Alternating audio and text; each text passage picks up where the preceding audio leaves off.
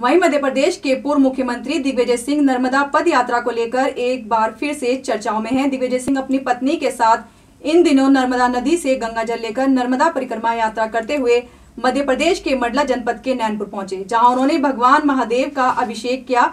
हालांकि दिग्विजय सिंह ने इस यात्रा को लेकर स्पष्ट कर दिया है कि यह कोई राजनीतिक स्टंट नहीं है।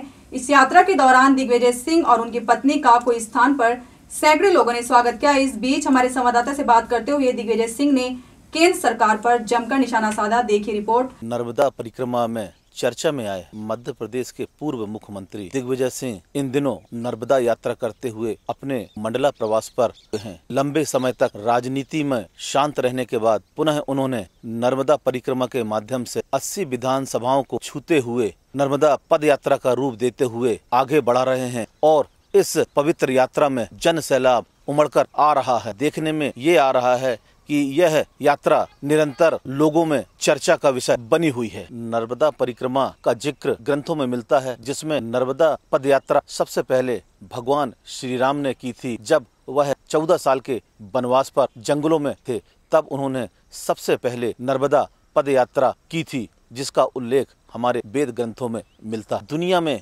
एकमात्र नर्मदा नदी ही है जिसकी परिक्रमा की जाती है, जो मध्य प्रदेश के अमरकंटक से निकलती है और यह नदी पश्चिम दिशा की ओर बहती है, जबकि अन्य नदियां पूर्व दिशा की ओर बहती हैं।